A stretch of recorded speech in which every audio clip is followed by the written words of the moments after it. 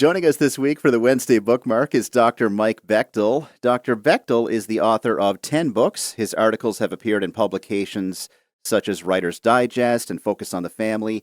He lives in California. We're going to talk this morning about his book, How to Read a Room, Navigate Any Situation, Lead with Confidence, and Create an Impact at Work. Doctor, thanks so much for your time this morning.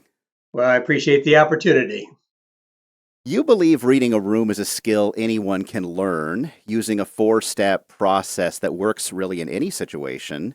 Let's begin by walking quickly through those 4 steps. Step 1 is observe the setting.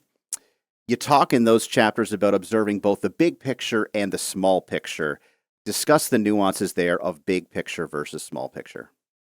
Well, I think one of the things that we tend to do is we go into a room, and usually people either feel uncomfortable and they're worried about what do people think of me and how am I going to come across, and they have to build up their courage. Probably more of the introverts that just wonder how they're coming across. And then you've got the other side, the extroverts that go in and they're comfortable, but they don't realize that they're comfortable because they can make conversation. And so they can go in and they're not paying attention to anything that's going on. They just go in and begin having a conversation, which is fine. The introverts wish they could do that.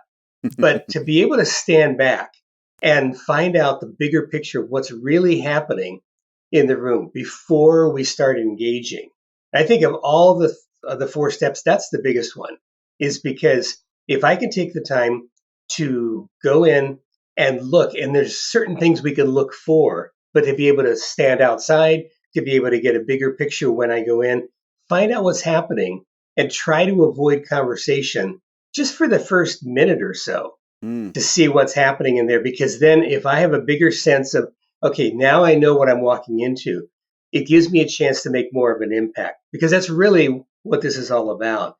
I've seen other books on how to read a room, how to work a room, and it's mostly about how do you become extroverted, how do you become outgoing so you can make good conversation. But I think it's more important to see what's happening so that you can make a difference. That's why you want to be comfortable. And that's the 4 steps are really easy. Anybody can learn to be comfortable in a room, but it's a matter of what do we do with that and how do we make a difference. And continuing on that theme, step 2 is engage with people, as you say. Give us some tips on how to do that well, as you say, especially for introverts who maybe dislike small talk. When I walk into a room, it's an introvert's going to walk in and try and find out who is the person that looks the safest that I can spend the next 40 minutes with, talk with one person. Maybe I'll do that twice and then I'll leave and go home because that's their comfort zone. Whereas an extrovert walks in and they're thinking, all right, how long is it going to take me to have some kind of conversation with everybody in the room? So they're looking for the quantity and to recognize that I don't have to become something I'm not. So engaging, if I'm going in with the goal of making a difference for 1 or 2 people, as an introvert, that's going to be perfect because it's a successful event for me if I can go in and not worry about what are people thinking of me, because if we're honest, nobody's thinking of me. They're thinking about themselves too. But that way I can go in, make a difference in the room by spending some time a little deeper with one person and try to encourage them, spend some time with them. A lot of it has to do with asking good questions, just listening to somebody and seeing what's important to them, what do we have in common in this event that we've shown up at.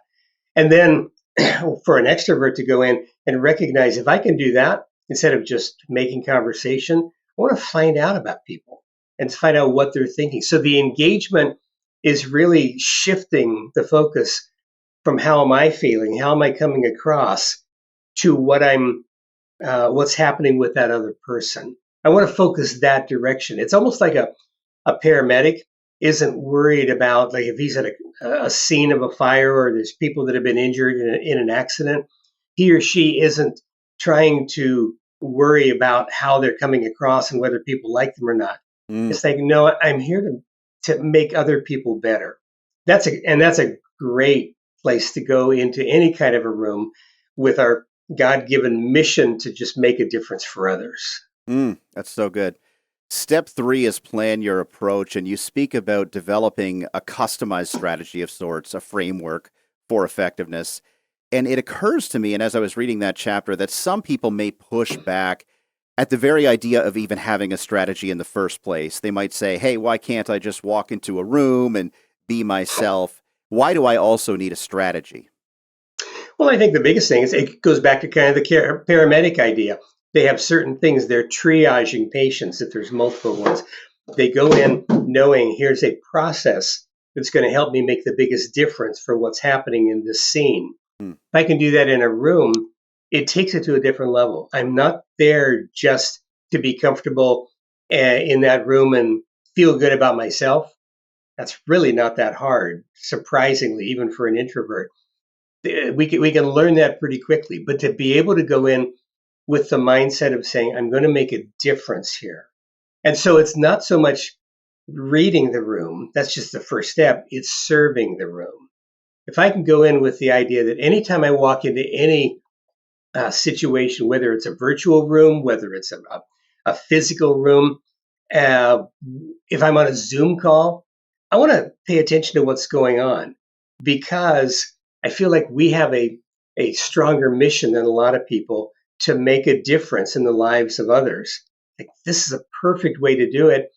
And I think the best part is if I go in with a framework, a structure that works for me with my temperament, the way Mhm. God has created me, it's like, okay, now I'm using the way he has wired me. I don't have to become something that I'm not. I don't have to fake it, to pretend I'm more outgoing than that. It's like, just let God use me in any situation the way that he created me, because he did that for a reason. Mm. And so I might as well, if I try to become something that I'm not, if I try and come across in a different way than I actually am, then I'm robbing people of the very gift that God gave me to use in that situation. Mm, amazing. Step four is executing your strategy. I want to skip over that a little bit because I want to hit on a couple of other things. But you talk in part three, how to lead a room for influence, about leading in a virtual room versus leading from the front of a physical room. And those feel very different experientially, but yet they're challenging in their own ways. Give us some tips on doing each of those effectively. Well, when I think about going into a virtual room, especially, like let's say it's a business call and I'm in a Zoom room and I've got people that have come there, it's so easy to go in and say, I don't want to be on camera, but they want me to be on camera. And then we shut it off when we can. And we all learned about it during COVID because we had to suddenly switch to virtual and the difference that it can make. Little things that we can do in any situation make such a difference. Like I make sure if I'm going on a Zoom call, I want to be one of the first people there, because if I'm one of the first Mm, people on the call, then I have the ability to not worry about what are all the other people saying. How am I going to get a word in edgewise? I can greet people. If somebody else comes in and I'm the second person in the room, the next few people that come in, I can say hi to them. They're actually going to hear it. So I right. start with that using simple gestures. I mean, a lot of people gesture and you can't see their hands on a Zoom call. So to make sure that I keep my hands high enough that they can see it, stay engaged, um, keep the camera on and stay engaged when I'm on camera, but shut it off once in a while just to take a little break. Um, Sometimes if I want to get a word in, to be able to I'll just raise my hand and nobody else is doing it, but somebody's going to see that. If I don't know how to jump in or I can't break in all the people that are just talking over each other, somebody will say, hey, Mike's got something to say. And it's little things like that, but to be concise in my responses, to make sure that, I mean, actually, the biggest thing I think I found in any situation, both of those situations, if I can ask one really good question, that's all I have to do in the entire call. I don't have to Mm, come up with lots of things. But if I'm listening, because that's what introverts are good at. If I'm listening and I can hear what other people are saying, then if I can ask one pointed question, I'm going to get a reputation of being the person who always has something valuable to add, even though I didn't say much. So I think that's a a key thing that all of us can do is learn to just ask a good question, and it can change the whole direction of the call for everybody else. Mm. And talk about leading from the front of a physical room. How's that different? From the physical room, it's if I'm the person leading the discussion, it's real easy for me to come in and say, this is my agenda, this is what I'm trying to get across, and I want to be able to make a difference in that room. But most people go in just saying, look, I'm up front, so I'm going to say what I need to say. But to really have a sense of what's happening in that room, to go in and know the people, to have a sense of who's going to be there, even Mm. to do some preparation ahead of time, find out who's going to be in that room and what's important to them. That's going to change how I come across. To know my content. Uh, Sometimes I'll make sure that I can craft a single sentence to explain something and maybe have three clarifying points.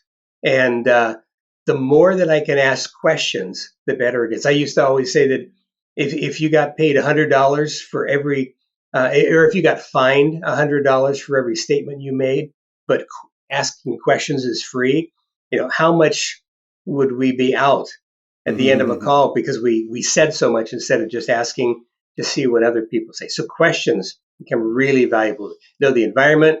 Uh, just just if I'm focusing on other people, it takes away the nerves. Mm. So good. There's so much more in the book, too. You also have a great chapter on leading through written communication, which is super helpful. Lots more here in the book. Our time is gone, but we've been talking about how to read a room, navigate any situation, lead with confidence, and create an impact at work.